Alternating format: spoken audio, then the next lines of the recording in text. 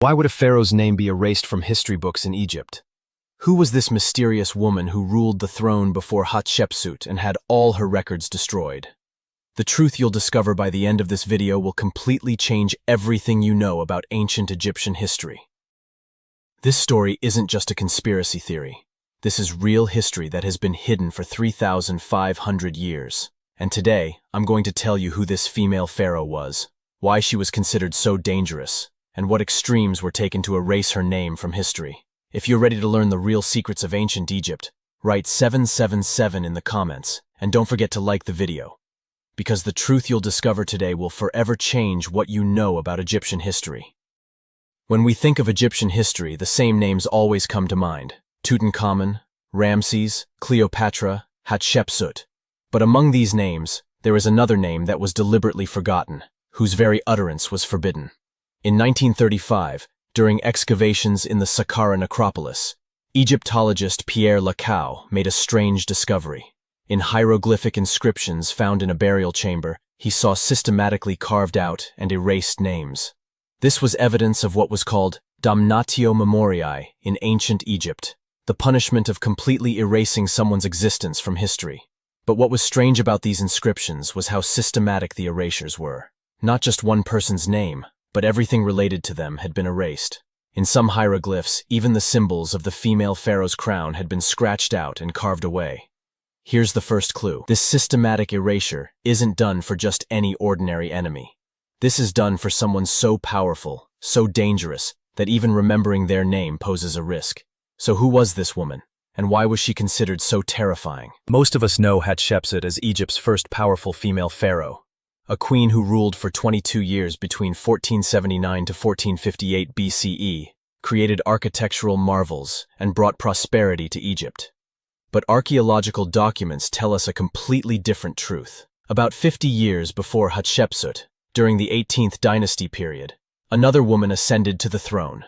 And this woman had made far more radical, far more revolutionary moves than Hatshepsut. In the Turin king list, the lines concerning this period are deliberately left blank. In the Abydos king list, there is a 7-year gap. No pharaoh's name is written, as if those 7 years never happened. This is not a coincidence. In the 1960s, during excavations at Deir el-Bahri, Dr. Charles Quentz made an astonishing discovery. Beneath the foundation of Hatshepsut's famous temple, remains of an older structure were found. And in these remains, there were systematically destroyed hieroglyphs. The truth emerging from these hieroglyphic fragments was shocking. This temple had been built earlier by another female pharaoh, and Hatshepsut had built her own temple on top of this female pharaoh's temple. Why? Perhaps she feared the success of the previous female pharaoh, or feared ending up like her. In 2003, during catalog work in the storage rooms of the Cairo Museum, an unremarkable papyrus fragment was found. This papyrus contained priestly records from the 19th dynasty. While examining this papyrus, Dr. Aidan Dodson encountered an astonishing sentence. The daughter of Amun, the forbidden name, when she ascended the throne, the sun turned backwards. The phrase forbidden name is a very rarely used term in ancient Egyptian. It's only used for names considered most sacred or most dangerous. When cross-checked with other sources, the truth that emerged was this. This female pharaoh had declared herself not just as a pharaoh, but as the daughter of a god. She claimed to be the direct daughter of the god Amun. This was an unprecedented claim in the ancient Egyptian world.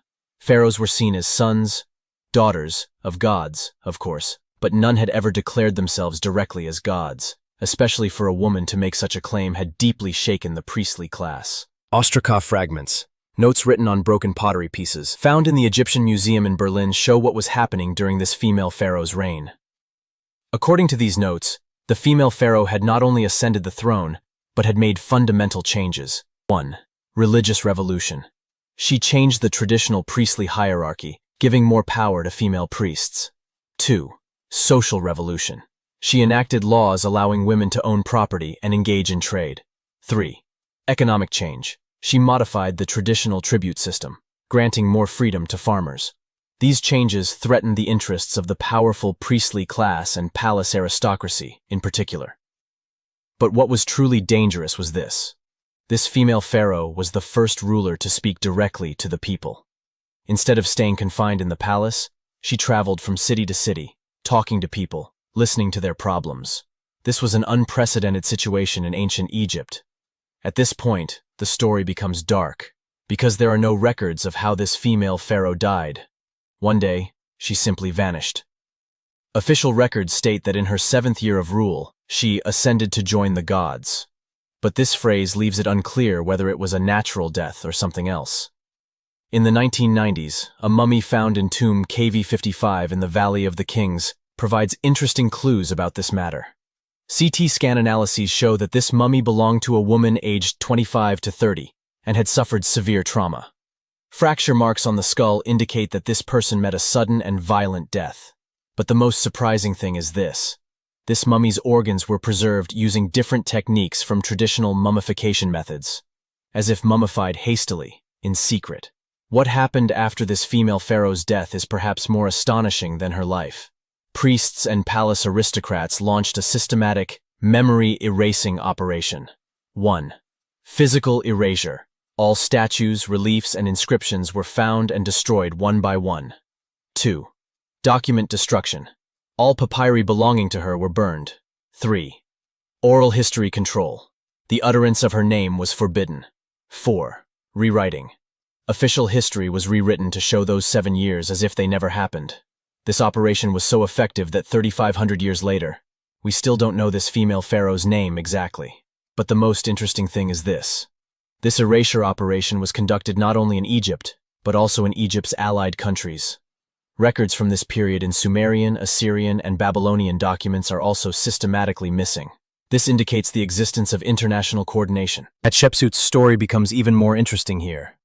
Research shows that when Hatshepsut ascended the throne, she secretly continued some of the forbidden female pharaoh's policies, but in a much more careful, much more strategic way. When the architecture of Hatshepsut's famous temple at Deir el-Bahri is examined, it's seen that the plans of the old temple found underneath were copied exactly. This cannot be a coincidence. Hatshepsut had probably accessed the forbidden pharaoh's secret records and implemented her projects during her own reign. But Hatshepsut was much smarter. Instead of openly confronting the priests, she appeared to cooperate with them. She was actually making the same revolutionary changes, but instead of completely destroying the system, she was changing it from within. With the advancement of technology in the 21st century, new clues about this forbidden pharaoh began to emerge. In 2018, examinations conducted on Google Earth satellite images showed previously undiscovered structures in the Saqqara region. Excavations that began in 2019 revealed astonishing findings. A systematically destroyed palace complex. Wall paintings dominated by female figures. Symbols completely different from traditional pharaonic iconography. The most interesting of these findings. On the walls were scenes of the female pharaoh addressing the people. This was an unprecedented motif in ancient Egyptian art. In 2020, with new imaging technology developed by MIT, the damaged hieroglyphs were made readable, and the result that emerged was shocking. Thanks to restored hieroglyphics, we finally learned the forbidden pharaoh's name, Ankhesenamun-tasherit. This name meant life of Amun, the younger one. But what was truly surprising wasn't the tasherit, younger, suffix in this name, because this was used to distinguish her from another Ankhesenamun. And that other Ankhesenamun was Tutankhamun's wife. This means the forbidden pharaoh shared the same name as Tutankhamun's wife, and they were probably relatives. However, the question that arises here is, if they were relatives, why was one forgotten while the other went down in history? Ankhesenamun-tasherit's story might also be connected to Tutankhamun's mysterious death. New findings show that Ankhesenamun-tasherit might have ruled, even if briefly, before Tutankhamun ascended the throne.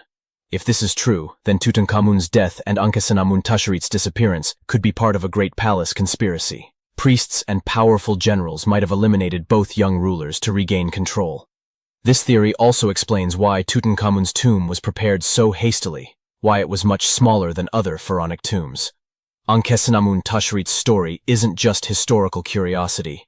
This story is a perfect example of how powerful women have been systematically forgotten throughout history.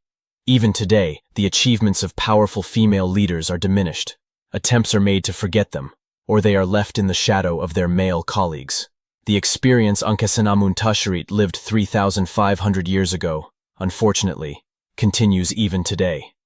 But with the advancement of technology, no truth remains hidden forever. Satellite images, digital restoration, DNA analyses, all of these are revealing the hidden truths of the past. There are still many unsolved mysteries in this story. Where is Ankhesenamun-tasherit's tomb? Was she really killed, or did she manage to escape in secret? Were there other secret female leaders who continued her policies? Why was an international erasure operation organized? As of 2024, ongoing excavations in Egypt could provide answers to these questions. Especially newly discovered chambers in the Valley of the Kings could provide new clues about this matter.